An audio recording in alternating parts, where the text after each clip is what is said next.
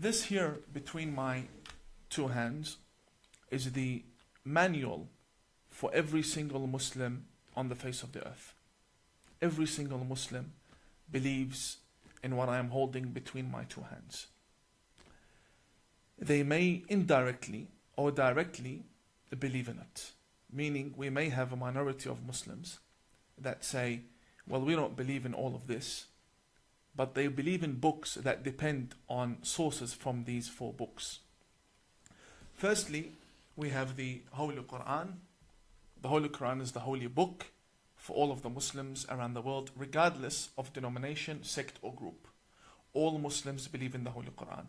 If someone does not believe in the Holy Quran, then they are not Muslim. They have to believe in the Holy Quran.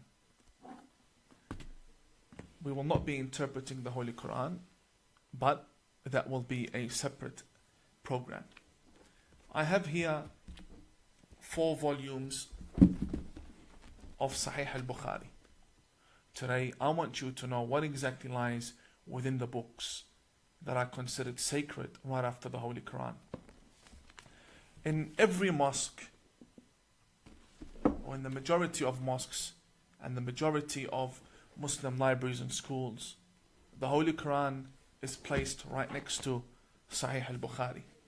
That is because Sahih al-Bukhari interprets the Holy Quran. The Bukhari has influenced all of the tafsirs, the interpretations of the Holy Quran for all Islamic denominations, regardless whether they be Ahmadiyya, Sunni, Zaydi, or Shia. When you go to a Muslim bookstore and you say, can you give me a copy of the Bukhari?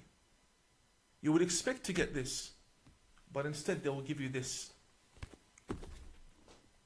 They'll give you one volume that is made up of Arabic and English.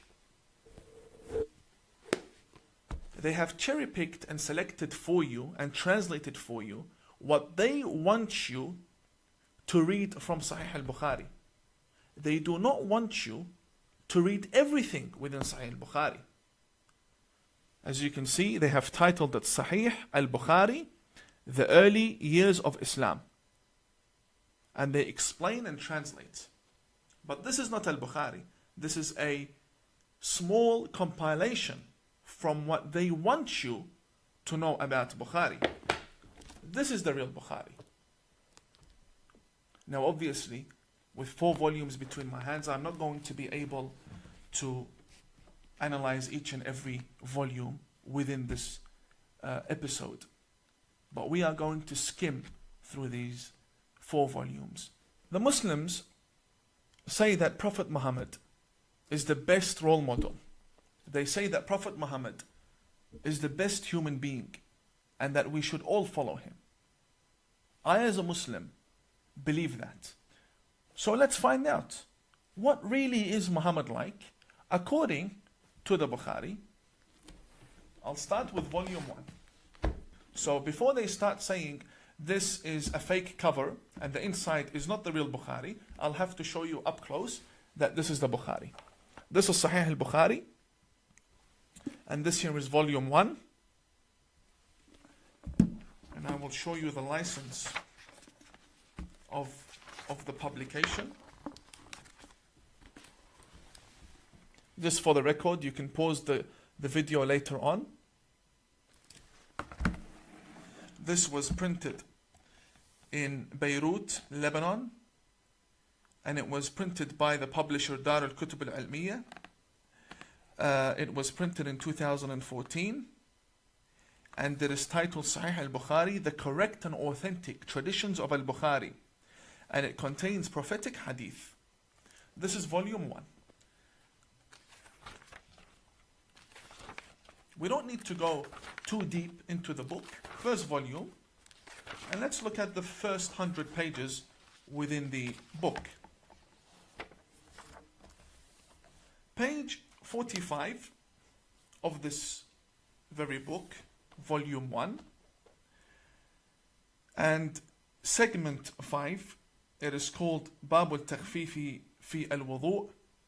It speaks about the purification and purity of oneself before engaging in any form of prayer. Muslims wash themselves 5 times a day, meaning they wash the face, they wash the hands first, then the face. Then they come to the 2 arms and wipe on the head, and then they wipe on the feet. This is called the ablution. It's called the wudu. The wudu. It's also pronounced wuzu or wudu. It is a must. There is no prayer accepted in Islam without that purification beforehand. They mention the Prophet Muhammad. They themselves, 95% of the Muslims believe in this. They say that the Messenger of God, Muhammad, came to a house, and I will recite in Arabic. ثم اضطجع فنام حتى نفخ. He laid down, slept, and began to snore. ثم أتاه المنادي. Then the caller for prayer, the person who wakes him up for prayer, came to the Prophet Muhammad. And he said to him, it is time to pray. فقام معه إلى الصلاة. Therefore the Prophet Muhammad woke up and went with the person who woke him up to go and pray together. فصلى ولم يتوضأ. And Prophet Muhammad prayed without washing himself, without purifying himself. This shows you that the Prophet who taught these 95% of the Muslims to wash themselves before praying, he himself does not wash himself. He himself is a hypocrite. And he himself has no prayer that is accepted. So number 1 we have here, let's make a list of this, and I advise you to make a list along with me. So we have a prophet who is not pure when praying. If we move to page number 47, segment 14, it says here what is much worse than what we had just listened to. It states that a man by the name of Abdullah bin Umar, he says, فَرَأَيْتُ رَسُولَ اللَّهِ يَقْضِي حَاجَتَهِ مُسْتَدْبِرَ الْقِبْلَةِ مُسْتَقْبِلَ الشَّامِ, which means I saw the messenger of God, I saw the apostle of God in public performing his number 1 and number 2 in the middle of the street while facing Sham. Sham basically means Palestine. In another tradition, it says that he was seen مستقبل بيت المقدس. He was seen facing towards Masjid al-Aqsa. Now we have the Palestinians, they're fighting for Masjid al-Aqsa. They're fighting for the Aqsa Mosque in Israel. And here the same Muslims tell us that their Prophet used to do number 1 and number 2 facing towards that direction. Deliberately. This is the Prophet you believe in. And a Prophet from God in the middle of the street. Doing number 1, number 2. If we come down to page 62, we're still within the first 100 pages. We're still within the first 100 pages. Page number 62.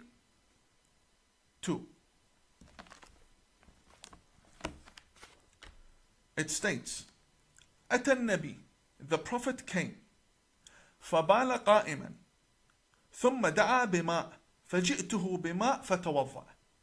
Which basically means Prophet Muhammad came and he urinated while standing up.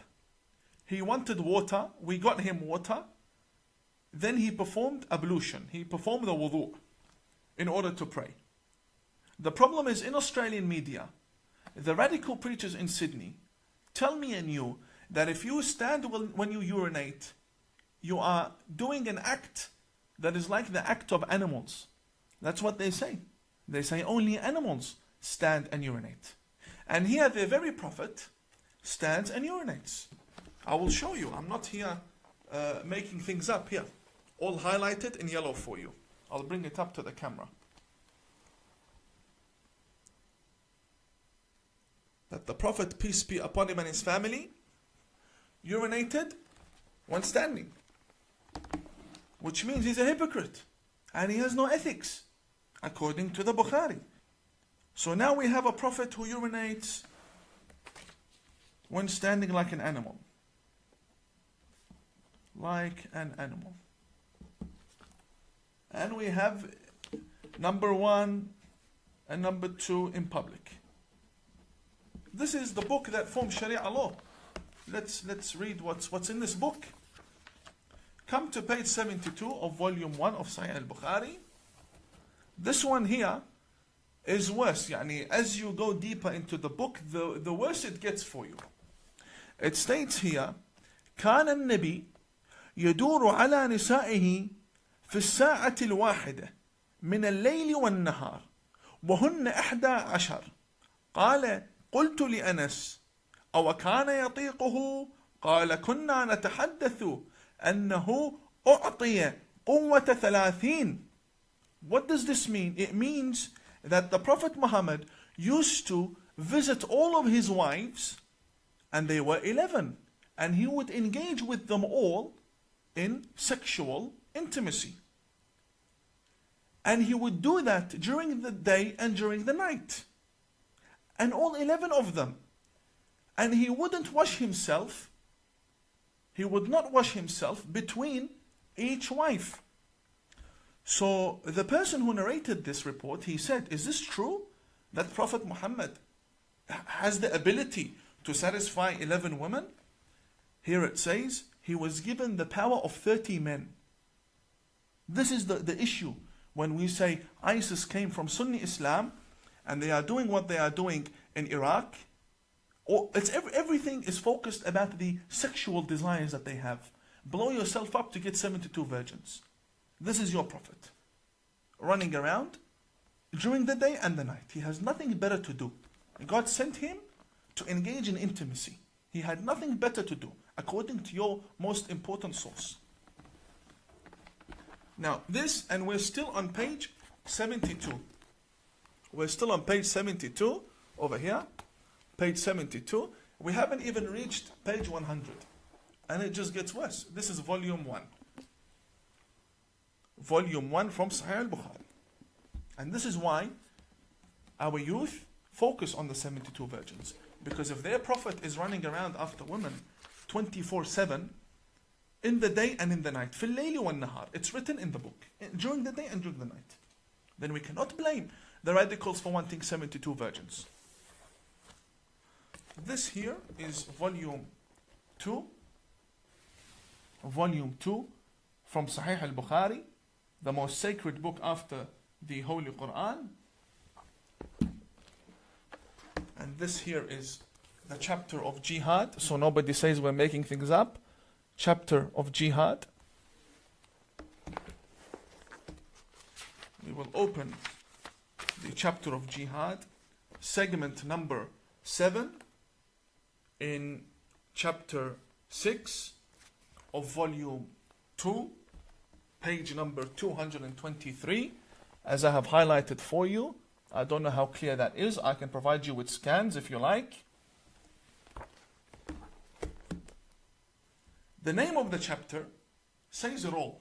The name is called Bab Tamanni al-Shahada. The chapter of loving martyrdom. قال رسول الله صلى الله عليه وآله والذي نفسي بيده لوددت أني أقتل في سبيل الله ثم أحيا ثم أقتل ثم أحيا ثم أقتل ثم أحيا ثم أقتل. What does that mean? It means that Prophet Muhammad says, I vow by God that I wish that I could be killed for the sake of Allah, then brought back to life, then killed, then brought back to life, then killed, then brought back to life, then killed once again, and then you go become a martyr and you go and you get your 72 virgins. And this is not something that we are just reading. This is not a magazine. This is Sahih al-Bukhari. The authentic. Sahih means authentic. So when you see its non-stop attacks towards the West, you know why. Because they themselves wish to die, come back to life, to die again, come back to life, and die and come and non-stop. This love for death that they have, this here, when the Muslim is taught that your Prophet wishes to die and come back to life once again, just in order to die again, you can't blame the 15-year-old and the 17-year-old and the 22-year-old to want to go and blow themselves up. You cannot blame them. This is in the book. Now, we finished from an example. These are all examples I'm giving you. I cannot go through the whole book. Examples I'm giving you with regards to jihad. Now, the book, the very volume, explains to us why the Prophet would say such a thing. According to Al-Bukhari. Why would the Prophet say such a thing? Very easy. You read in page 348. I'll lift it up again for you. 348. This says, segment number 11, chapter 59. It says, Bab Sifat Iblis wa Junudih. The characteristics of Satan, of Shaitan, of Satan and his soldiers. Then we have a testimony from Aisha. Aisha is the wife of Prophet Muhammad, who was also a terrorist after the life of Prophet Muhammad. She was leading an army that killed many people, tens of thousands of people in Basra, also known by the Battle of the Camel. Aisha, this is the 7-year-old wife, apparently. All the Muslims haven't agreed upon her age, but what they have agreed upon is that she was either 6 to 13 by the 95% of the Muslims. The majority believe she was underage. Yes, I will not deny.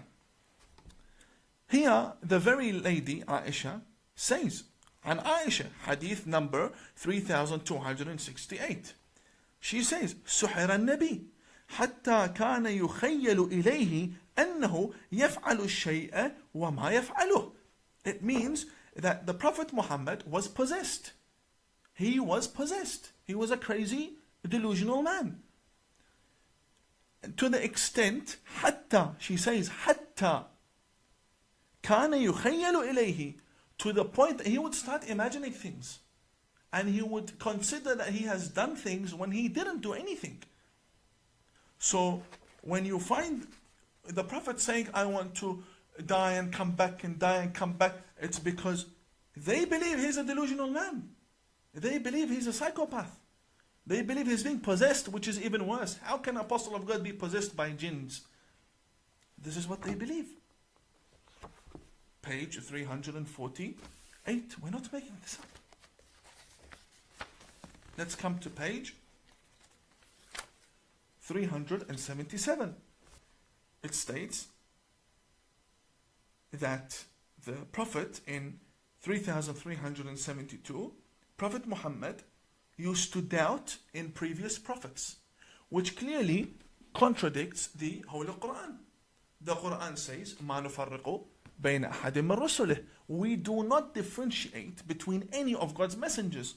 Here the Prophet Muhammad says, أن رسول الله قال نحن أحق بالشك من إبراهيم إذ قال رب أرني كيف تحيي الموتى. Prophet Muhammad says that we are more worthy to doubt in the words of God than Abraham when he said, Oh God, show me, how can you give life to the dead person? If someone's dead, how can you give life? Show me. So the Prophet Muhammad himself, according to 95% of the Muslims, was a delusional man. According to Sunni Islam, this is Al-Bukhari. So if your Prophet was doubting in his own message, in the revelation that had come to him, then why do you not allow anyone else to doubt in your Prophet? Why do you always want to paint a good picture? We're up to volume 3. Volume 3 from Sahih al-Bukhari, غلط al-Bukhari. volume 3. To be honest, I stopped taking notes down about everything. I might as well do it now. So now we have a possessed, sexually hungry prophet, from what I can remember. Because we need to find the result at the end of the day. This is volume 3. Let me take you to page 462. This one here. Any Muslim from the majority faiths. A big challenge to all of my brothers out there who consider themselves Muslim. This is your book. And this is not any book. This is the #1 book after the Quran. Page 462 states, Hadith number 5445, segment number 44. The door or the chapter of the dates. Dates. قال رسول الله, it says, the Prophet Muhammad says, من تصبح كل يوم 7 تمرات لم يضره في ذلك اليوم سم ولا سحر. It states over here, because I want to show you the accuracy of this book that is killing our people. I want to show you the accuracy. It says over here, whoever wakes up and eats dates, whether they be 7 or different reports, whoever eats dates will be immune to poisoning during that day. Whoever eats dates will not be affected by any poison. It says over here, sum, which means any poison. Okay. I have a challenge. I have here dates. And I have here kerosene. I have here kerosene. And I have a cup of water. I have an empty cup, a glass. So you can see perfectly. And I have 2 dates over here. Here, I have 2 dates for you. I have 2 dates and it's iftar time. Now you're breaking your fast. 2 dates. And I will pour you a cup of kerosene from Bunnings Warehouse. Come drink. Yalla habibi, come. Come drink. And I want to see how you will not end up in the hospital. If you end up in the hospital, then you have done that to yourself for the sake of your own faith. If you end up dying or you end up with serious injury, then you're a victim of your own faith. This is what you believe in. This is nonsense. This is volume 3. Now we're up to volume 4. And volume 4 is a tragedy within a tragedy within a tragedy. Volume 4 from Sahih al-Bukhari. Volume 4, Sahih al-Bukhari. So now we have volume 4, because this is very interesting. Because this is very interesting, I'm going to show you the license again of this very volume, so nobody says it's a lie. Okay. Now let's go very far away from the whole world of jihad, and I'm pretty sure Islam has something to offer. I'm pretty sure 95% of the Muslims believe in a faith that should have something to offer, at least some medicine. Let's take a look at the medicine here. Also page 16. Page 16, it says, the chapter of medicine with the urine of the camel. تفضل. Chapter of medicine with the urine of the camel. Medicine, medication, cure with the urine of the camel. Let's read. It states,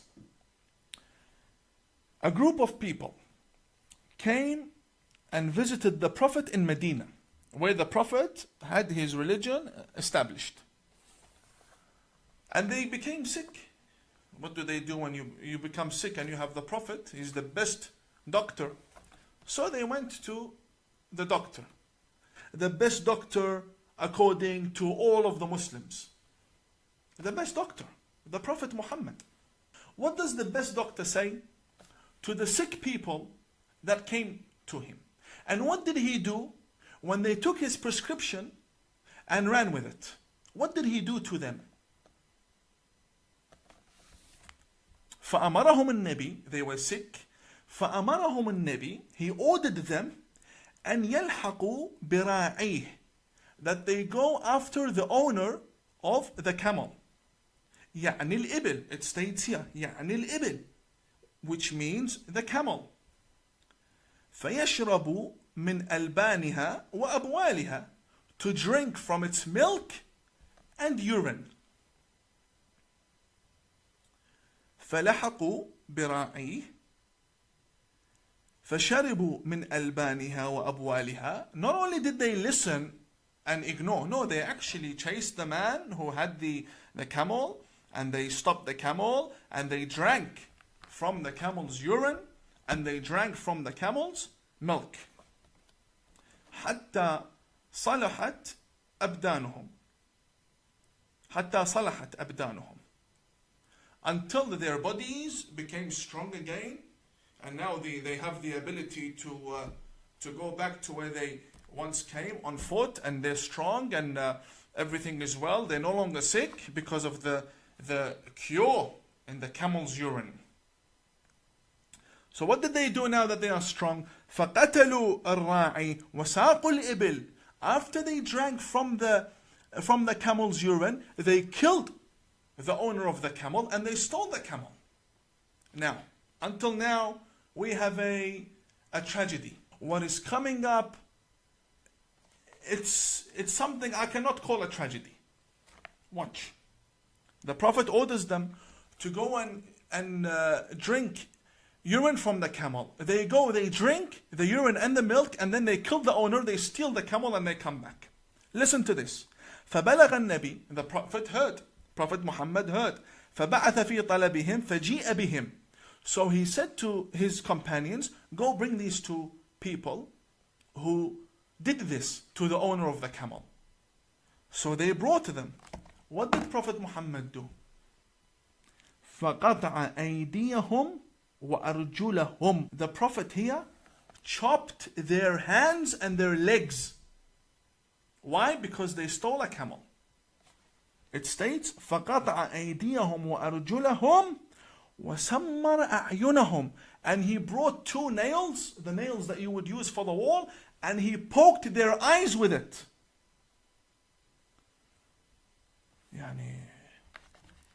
This is a terrorist.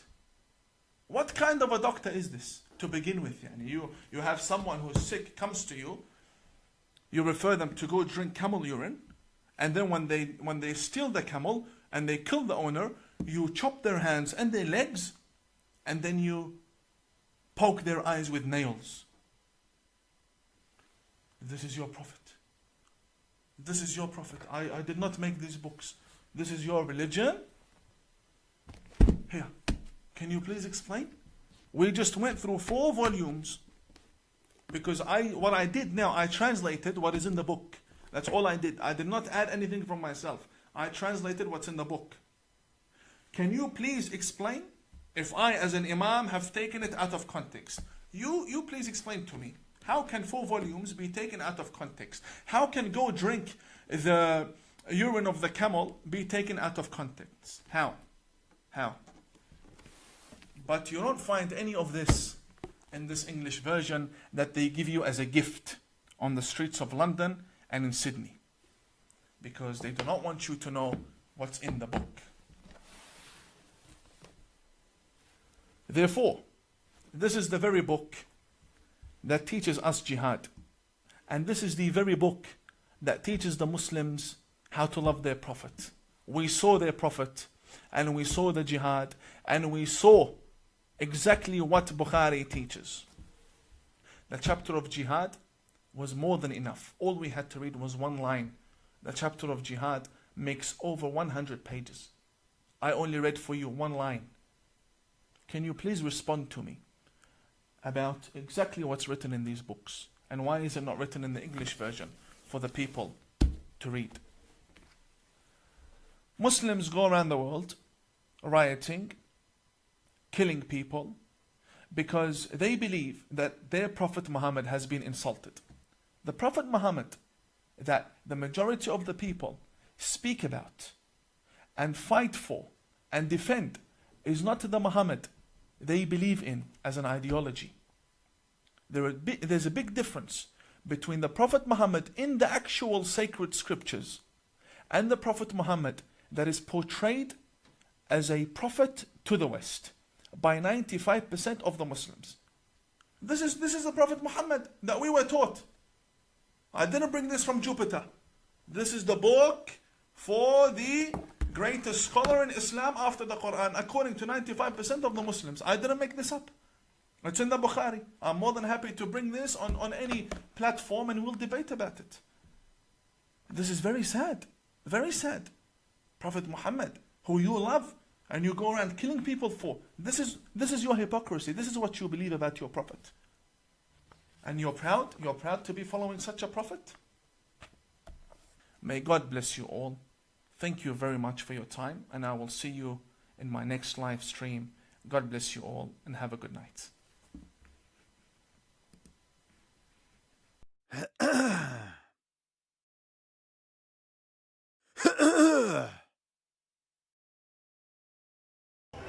Kita bangga menghafal Al-Quran tapi tidak memahami Al-Quran.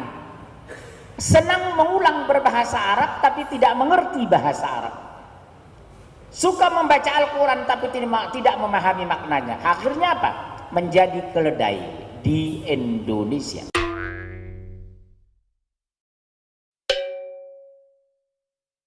The Quran is a man-made book that has a lot of changes, that it went through a process of early editing and redactions that continued for a while. We're not talking a couple of years, we're talking hundreds of years, and that more and more discoveries are supporting this particular theory now.